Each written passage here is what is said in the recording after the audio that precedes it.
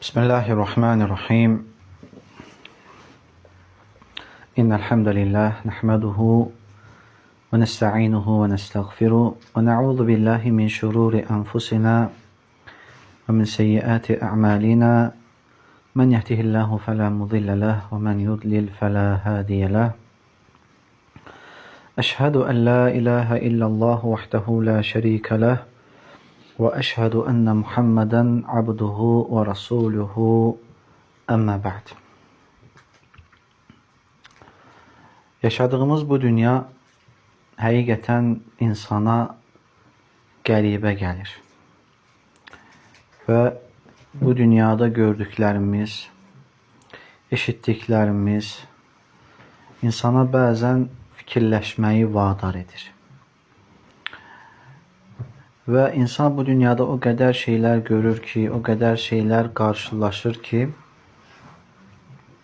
və baxırsan ki, insanın bu dünya həyatı həqiqətən də gördüyü bu şeylər, hiss etdiyi və eşitdiyi şeylər həqiqətən bu dünyanın heç bir mənası olmayan bir yer olduğunu ortaya qoyur. Məsələn, görürsən ki, insan birini sevir. Öz anasıdır, öz atasıdır, valideynidir, nənəsidir, bacısıdır. Müəyyən vaxt keçir, baxırsınız ki, insan ondan ayrılır. Və baxırsan ki, insan bugün uşaqdır, sabah böyüyür, gənc olur və gəncliyin o gücün, qüvvətin ardınca nə gəlir? Qocalıq, zəiflik gəlir. Və əvvəl edə bildiyin şeyləri edə bilmirsən. Və onun da ardınca, qocalığın da ardınca ölüm gəlir və bu dünyadan ayrılmaq gəlir. Və baxırsan ki, insan bütün ömrü, illər boyu çalışıb bu dünyada, maşın alıb, ev tikib, iş qurub, nə qədər əziyyətlər çəkib.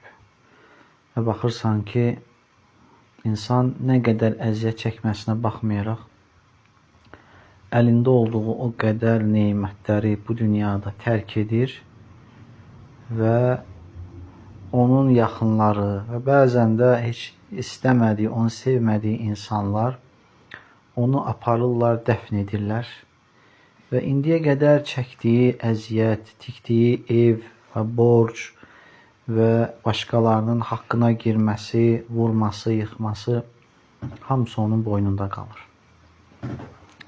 Və onun yığdığı bu qədər mal dövlət və onun çəkdiyi əziyyət hədər olur. Əziyyət çəkərək tikdiyi evdə başqaları qalır. Aldığı miniyi, maşını başqaları sürür. Və onun oturduğu iş yerində, ola bilsin müəllim idi, müəllimə idi, onun stolunda, kreslosunda başqaları oturur. Və bir müddət insan xatırlanır. Əgər ölən valideyndirsə, uşaq öz atasını, anasını xatırlayır. Nənə babadırsa, biraz vaxt xatırlayır. Ondan sonra o da çıxır, gedir öz işinin dalınca. Və baxırsan ki, insan qəbirdə, torpaqda, bərzəq həyatında tək başına öz əməlləri ilə qalır. Hər kəs dünyada öz işindədir. Yeyən yeyir, içən içir. Məsələn, insan öz ailəsi ilə rahat, xoşbəxt yaşayır. Amma o insan isə baxırsan ki, artıq soyuq bir gündə və torpağın altında etdiyi əməllərə görə haqq hesab olunur. Və bəzən də elə bir şeylər özündən sonra tərk edib gedir ki, insan orada yatdığı halda belə onun üçün günah yazılır. Həqiqətən bu böyük bir müsibət, böyük bir problemlərdən biridir. Ona görə bir insan ki, bu dünyada yaşayır, onun üzərinə ən birinci vacib olan şey odur ki, nə üçün bu dünyaya gəldiyini bilməsidir. Nə üçün yaşamasıdır. Bu dünya hayatı nədir? Yəni insanın bu dünyada yaradılmasının məqsədi nədir? İnsan bu şeyləri mütləq bilməlidir. Əgər insan bunu gənc vaxtından, uşaq vaxtından bunu bilərsə, bunu dərk eləyərsə, nə gözəldir onun üçün. Həm dünyasında xoşbəxt olar və həmçində axirəti səadət, xoşbəxtçilik içərisində olar. Ona görə insanın üzərinə ən düşən, ən vacib olan əməllərdən biri də odur ki, insan öz dinini öyrənməsidir. Çünki bu şeylər hamısı dinin içərisində cəm olunmuşdur. İlk öncə insan öz-özünə fikir versin. Baxsın ki, və hər kəs bax belə öz əllərinə baxsın. Bax, Allah subhanahu və teala bu əlləri necə yaratıb? Neçə dənə buğum var, neçə yerdə qatlama var və dırnaq çıxır və dırnağı kəsirsən, qısaltırsan, dırnaq yenidən uzanır. Yəni, bundakı hikmət nədir? Nə olardı ki, həmişə dırnaq eyni qalardı? Necə ki, barmaq eyni qaldığı kimi. Fikir verirsiniz. İnsan bunu düşünsə nə olur? Yaxşı, bu barmağı hərəkətə gətirən nədir? Orada o qanı hərəkətə gətirən nədir? Məsələn, sümüklər də oynaqdır, məsələn. İnsan bir neçə şeyi qabaq-qabağa yığsın, düzəltsin, baxsın, görsün, oynayır, yoxsa oynamır. Hərəkət edir, yoxsa etmir. Deməli, bunu yaratan biri var. Baxırsan ki, adi insan öz barmağının ucu ilə vərəyin üstünə toxunduğu zaman həmən ki, vərəkdə yazı var, yoxsa yoxdur, onu hiss edir. Barmağın toxunduğu zaman yemək və yaxud da ki, qazan və yaxud da ki, çay içdiyi stəkan istidir, yoxsa isti deyil, onu hiss edir. Və subhanallah, çox qəribədir ki, toxunur və toxunması ilə hiss edir, bu ətdir, bu daşdır, bu dəmirdir, yoxsa nədir? Gör, Allah subhanahu və teala insanı necə yaratıb? Elə bir şey var mı? İnsan yüngül bir toxunuşla hiss edir. Hətta insan yüngül bir toxunuşla kim olduğunu hiss edir. Anasıdır, atasıdır, qardaşıdır, bacısıdır, dostudur. Baxırsan ki, insan yüngül bir toxunuşla hər şey hiss edir. Gözləri görməsə belə, Allah Teala ona elə bir neymət vermişdi ki, hissiyyat neyməti vermişdi ki, baxırsan ki, insan bu neymət səbəbilə nə qədər özünə çətinlik olan şeyləri həll edir. İnsan birinci öz halında baxmalıdır. Özünü düşünməlidir ki, yəni fikir ver, mən necə yaradılmışam? Fikir ver, Rəbbim məni necə yaratıb? 2 ayaq üstə gəzirəm. Fikir, amma heyvanlar var, 4 ayaq üstə gəzirlər. Eləsi var, sürünərək gəzir. Eləsi var, kol-kosun içində, daim qəlbi qorxu içərisində digər heyvanlardan qorxu içərisində gəzir. Eləsi var, baxırsınız ki, onların ailəsi yoxdur. Yəni, heyvanlardan gedir söhbət.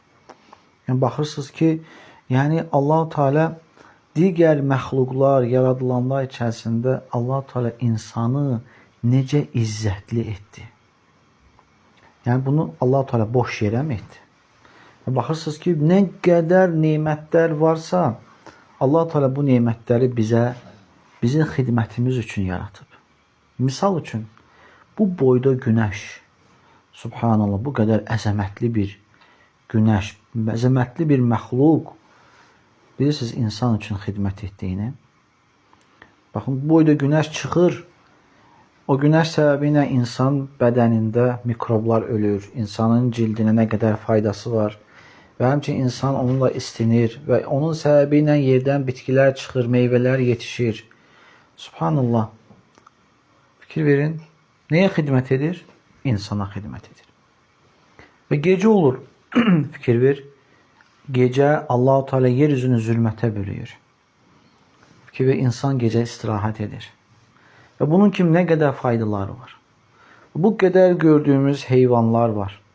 Bəziləri imtahan olaraq istisna olmaqla Allah Teala o boyda heyvanları bizə xidmət üçün yaratıb.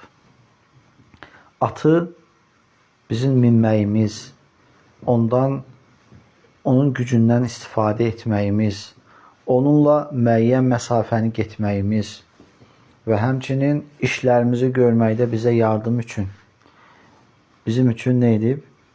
Bizi həmçinin məsələn, əgər dağa gedəsiyiksə, yükümüzü aparmaq üçün nə qədər şeylərdə faydalı edib.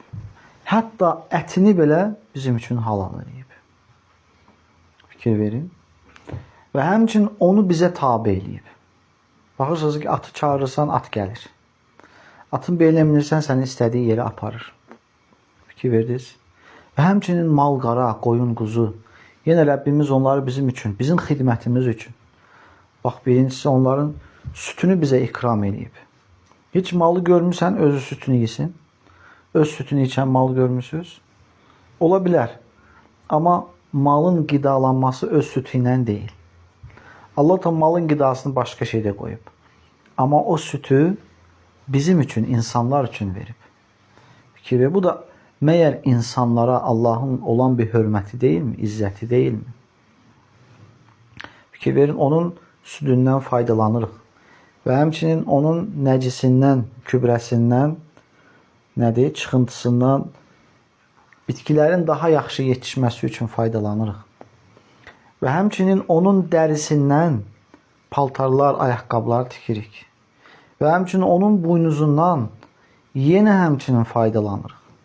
Fikir verirsiniz, malın buynuzundan bəzi əşyalar düzəlir. Bunlardan biri daraqdır.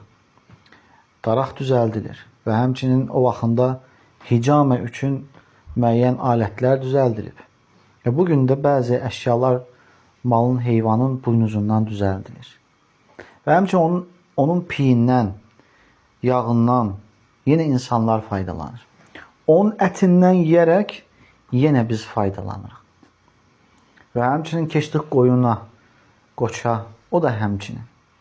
Fikir ver, onun tükündən Allah-u Teala bizim üçün, bizim geyinməyimiz üçün, istinməyimiz üçün və həmçinin evdə istifadə etməyimiz üçün, digər əşyalar üçün yun nəsib edib. Yun neyməti verib. O yun neyməti ilə nə edirik? Özümüzə paltarlar tikirik, yorğan döşək tikirik, yumuşaq yerdə yaşayırıq, gözəl, rahat bir həyat sürməyimizə səbəb olur. Fikir ver. Və həmçində onun sütündən, ətindən nə edirik? Faydalanırıq. Bütün bu şeylər, bax ağac, Allah-u Teala torpaqdan ağac çıxartdı. Nə üçün? Ağac fikir verir, çıxır, yarpaqları oksigen verir. Bizi nəfəs almağımıza kömək edir. Əgər ağaclar olmasa oksigen olmaz, oksigen az olar və biz səhhətimizdə problem yaşayarıq. Sağlam ola bilmərik. Gör, Allah-u Teala ağac səbəbi ilə bizə oksigen nəsib edir. Və həmçində Allah-u Teala ondan, ağacdan bizə meyvə nəsib edir. O meyvədən yeyirik, həzz alırıq. O meyvədən vitaminlər bədənimizə gedir. Bədənimiz gümrah olur, həmçinin qarnımız doyur. Və həmçində soyuq olduğu zaman onun odunundan istifadə edib istinirik. Bütün bu şeylər fikir ver, nə üçündür? Allah-u Teala insana xidmət üçün göndərib. Və həmçinin torpaq, gör torpaqdan nə qədər bitkilər çıxır. Deməli, bütün bu neymətləri Allah-u Teala kimə xidmət üçün göndərib? İnsana xidmət üçün. Və həmçində Allah-u Teala insanı ən gözəl bir şəkildə yaratmışdır. Allah-u Teala Quran-ı Kərimdə buyurur ki: "Laqad xalaqnal insan fi ahsani taqvim." Biz insanı ən gözəl şəkildə yaratdıq. Ən gözəl şəkildə. Fikir verin, insan heyvana baxır, bir dənə meymuna baxın, görün meymunun yaradılışı necədir. Onların əlləri uzundur. Dizlərindən də aşağı keçir. Və onların üzlərinin hər bir yerinə tük bitir.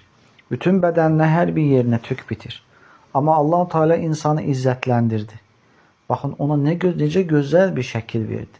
Dişlərinin quruluşu, gözlərinin quruluşu, burun, ağız, dodaq, dil, qulağı və insanı elə yerlərdə tük bitirdi ki, insan fikirləşsə ki, bundan daha gözəl bir məxluq yaratmaq mümkündürmü? İnsan tapa bilməz.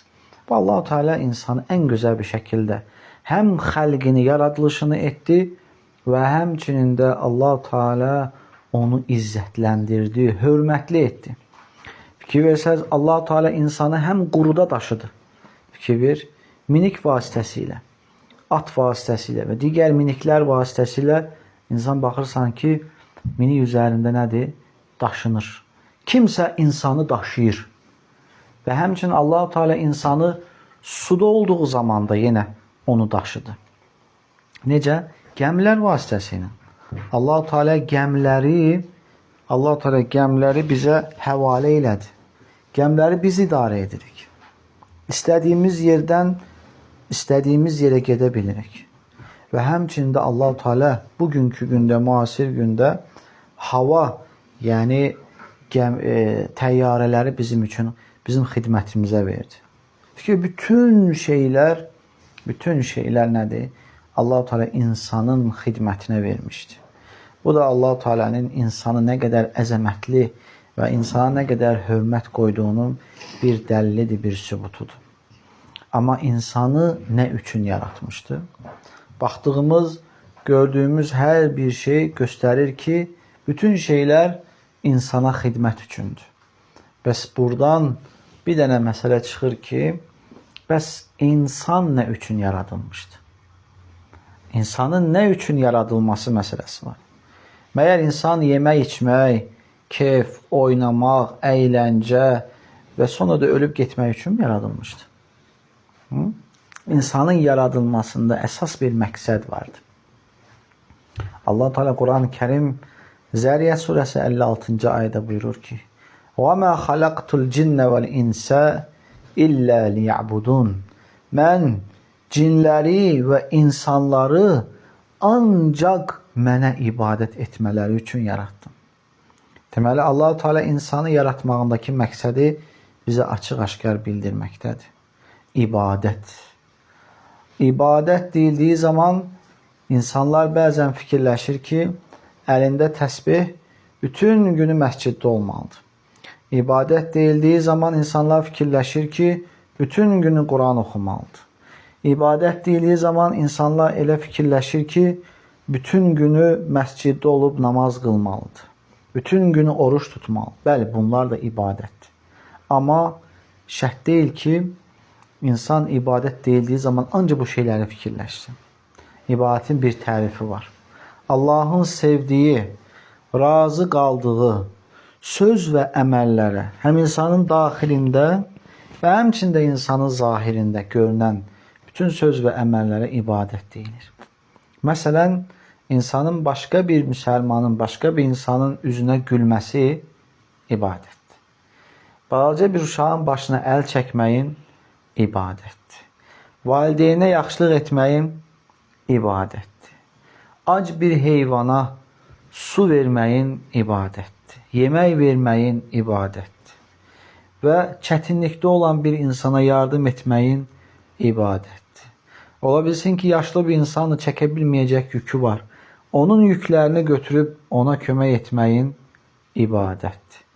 Bir minik xarab olub yolda qalana, müəyyən az da bir şey olsa, benzini qutarıb yolda qalana alıb benzin aparmağın, o da bir ibadətdir.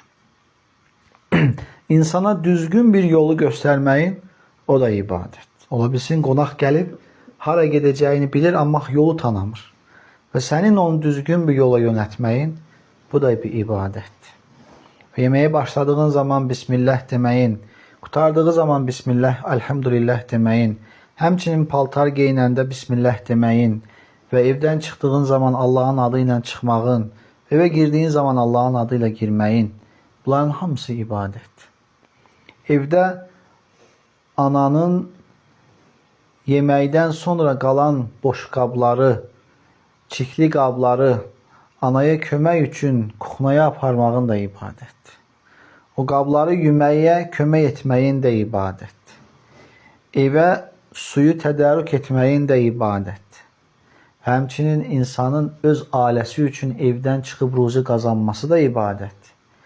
Əgər valideyn nəsə bir şey tapşırıb, nəsə bir şey almaq üçün göndərərsə, evə duz al, çörək al, bu da həmçinin ibadətdir. Ümumi olaraq uşaqların valideyninə itaət etməsi ibadətdir.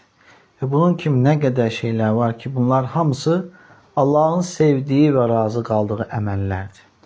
İnsan bunları edərsə, savab qazanar.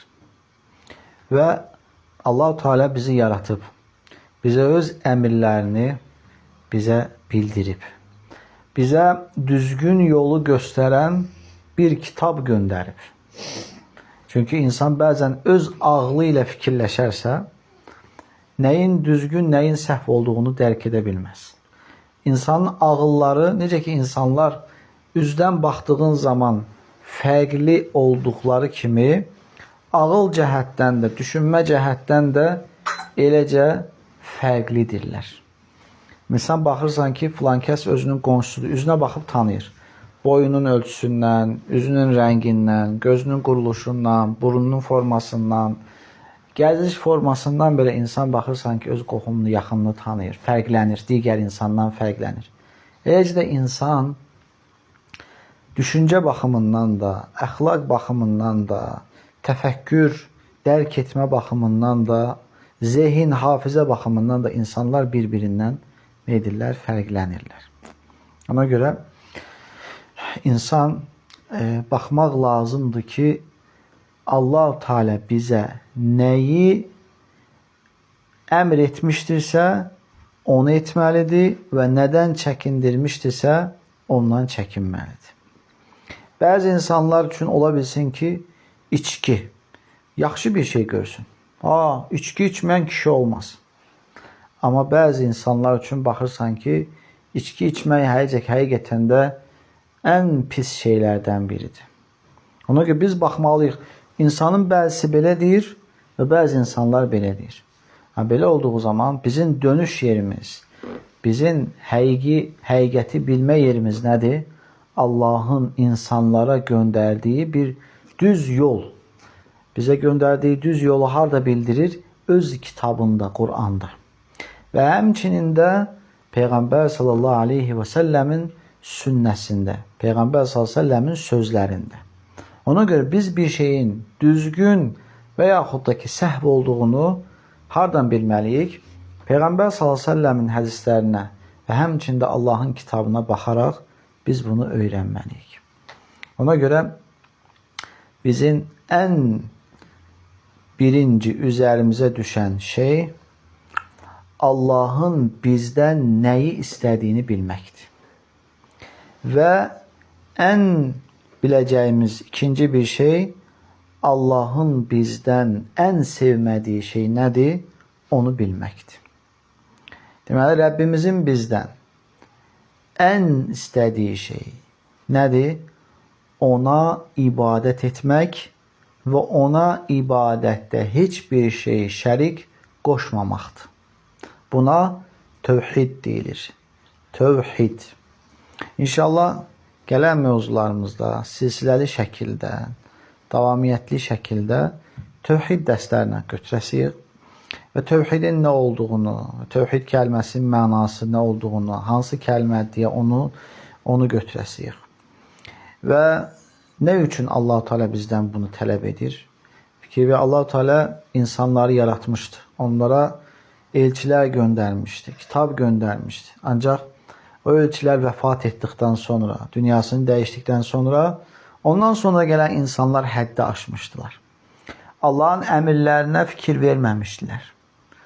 Allah-u Teala'nın qadağan etdiyi şeyləri çevirmişdilər. Öz istədikləri kimi etmişdilər. Və insanlar fikir verin, Allah'ı qoyub özlərinə heç bir fayda verməyən daşa, ağaca və həmçinin də qəbrə və insanların bütlərini, yaxşı əməl edən insanların bütlərini yonub onlara ibadət etmişdilər. Və Allah-u Teala'nın ən sevmədiyi şey də budur. Allah'ı qoyub ondan başqasına yönəlməkdir. Ona görə insanlar bizə axırıncı kitab Qur'an-ı Kərim gələnə qədər insanlar həqiqətən də zülmət içərisində olmuşdular. Bir-birlərini öldürmüşdülər. Bir-birlərinin haqlarını verməmişdilər. Hətta tezə doğulmuş qız uşaqlarını ən gözəl vaxtlarına çatdığı zaman 2, 3, 5 hansı ki insan ona baxdığı zaman xoşbəxt olur, rahatlayır və evlad atasını güldürdüyü, sevindirdiyi vaxtında əlindən tutaraq aparıb diri-diri torpağa bastırmışdılar. Elə bir inanca sahib olmuşdular. Baxırsan ki, qəbilələr arasında boş bir şey üzərində dava düşüb və insanlar həlak olmuşdular. Və baxırsan ki, insan, bizim kimi bir insan, ağıllı, gözəl, yeyən, içən insan əşya kimi bazarda qul kimi satılıbdır.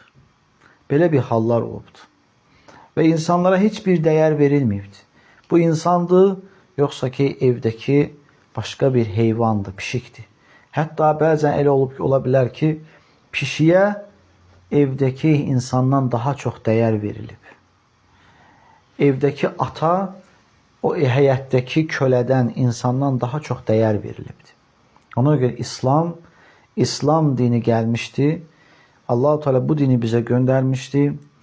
Bizə kitab göndərmişdi, Quran göndərmişdi və bizə Allahın sevdiyi və sevmədiyi əməlləri bizə bildirmişdi. Və dediyimiz kimi Allah-u Teala'nın insanlardan ən birinci tələb etdiyi şey odur ki, Allaha ibadətdə heç bir şeyi şərik qoşmamaq. Allahın ən sevmədiyi şeydir bu. Allahın ən acığına gəldiyi şeydir bu. Bizi ruziləndirən, bizi yaratan, bizi bu hala gətirən kimdir? Allah-u Teala'dır. Amma biz isə onu qoyub ondan başqasına yönəlirik. Bu Allahın ən sevmədiyi bir şeydir.